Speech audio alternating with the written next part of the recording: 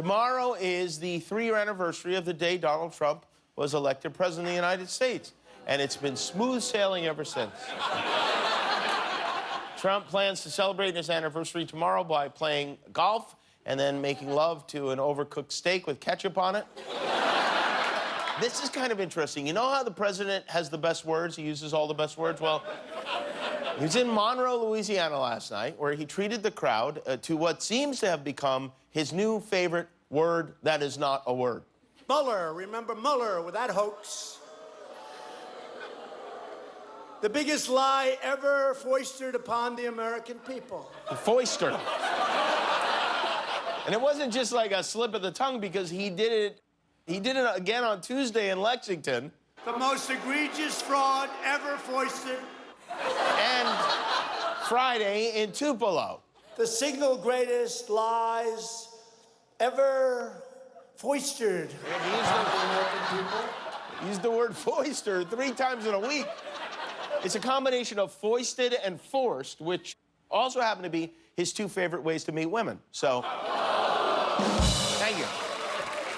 The Washington Post had a story this morning, and the president went Washington Post all over it. The story says Trump asked the Attorney General, William Barr, to hold a televised press conference to declare that the president had broken no laws as it pertains to this Ukraine thing. He wanted him to go out there and proclaim his innocence for him. Barr said no, and Trump is now saying that didn't happen. In a series of rage tweets this morning, he wrote, "A fake Washington Post con job, totally untrue, just another fake news story, low-life reporters, pure fiction from a garbage newspaper." He said this never happened, and there were no sources, which means it definitely happened, and there are multiple sources.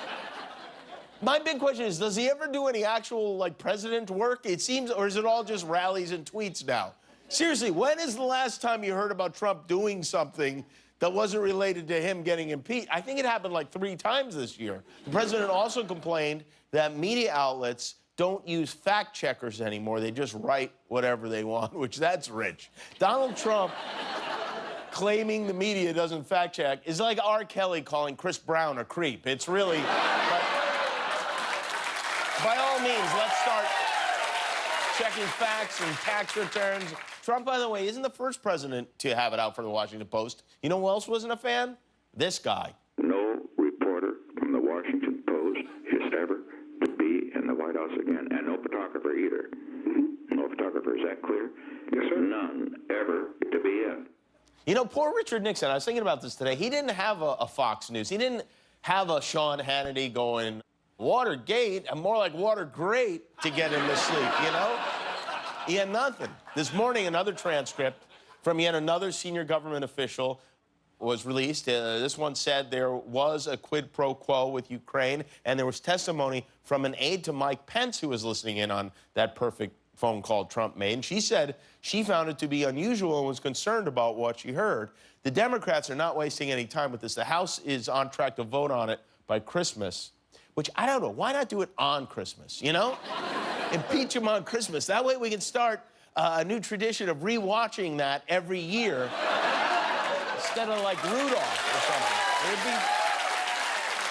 Trump is on his way now to becoming the 3rd president to be impeached. If he is, he'll face a trial in the Senate and the possibility he could be removed from office. And it's all because, and it's really because, he asked another country to dig up dirt that didn't exist. The Ukrainians, they didn't have any evidence of wrongdoing by the Bidens. He wanted them to look into something there wasn't to look into. Even Trump's former special envoy said the accusations weren't credible. Basically, Trump tried to pull off a heist on a casino that had no money in it, you know? Like a Trump casino, for instance. And just to put a cherry on top of the stupid Sunday today, the Daily Beast is reporting that, according to multiple sources, Trump keeps in touch with Mark Burnett, the TV producer, and has been discussing a new version of The Apprentice for when he leaves office. In this one, he'll be in prison. It's called The Apprenticentary, and I think it's going to be great.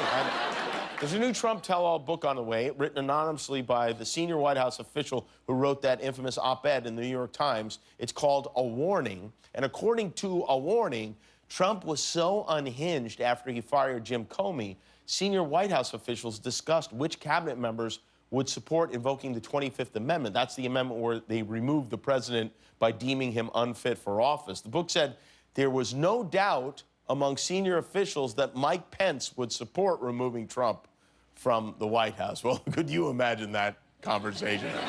I can see Mike Pence just yelling, 25th Amendment, and running as fast as he can. Today, the Vice Poodle was asked if there was any truth to the story, and you're never going to believe this, he said there isn't. The spokeswoman for your office is denying a claim in this upcoming anonymous tell-all book that you considered using the 25th Amendment to remove the President Trump from office. So I'd like to get it from the horse's mouth then, where you've stood on that. You know, when those rumors came out a few years ago, I dismissed them then. I never heard any discussion in my entire tenure as vice president about the 25th Amendment. And why would I? Well, I don't know. Maybe because of this? Kanye West gets it. He got it. He got it. I mean, if Kanye got it, it's... Anyway, the White House, I don't know, between this, the writer of this anonymous book and trying to smoke out this whistleblower, the White House must be a very tense place right now. It's like a game of Clue, except in this version, Colonel Mustard is in the bedroom with a bucket of chicken. And as if there isn't enough going on, today a court in New York ordered Donald Trump to pay a $2 million penalty for running a fraudulent foundation, the Trump Foundation. He'll have to donate $2 million to charity, which if he pays as he's required to, will bring his total lifetime charitable contributions to $2 million. Trump is moving out of New York, by the way. He decided to change his residency from New York to Palm Beach, Florida, where he owns Mar-a-Lago. And as is usually the case, Team Trump is exploiting this move by turning it into a product that they hope will be the must-have toy this holiday season. Beautiful, sprawling Mar-a-Lago Resort, the Winter White House, and the president's new permanent address. Whoa! Now you can build your own Winter White House. Awesome! Mar-a-Lago. You'll have hours of fun. I built a golf course. Aw, his hands are so tiny and cute. Hold a secret summit with Vladimir Putin. I love you, Vlad. Hunt flamingos with Eric and Donald Jr. There they are! Nice shot, DJ TJ. Rescue Melania from her prison tower. Help me, I don't want to be here. Bribe the Ukrainian president. Please, stop withholding our military aid. Then give me some dirt on Biden. And keep the president out of trouble. Oh no! Deploy the butt kissers! No quid pro quo! We must find the whistleblower.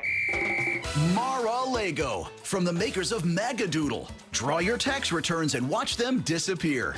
Donald's Dream Jail sold separately. Available at Walgreens. No, they have that? They really have everything. Thanks for watching. And remember, every time you click the subscribe button, one of your enemies gets destroyed.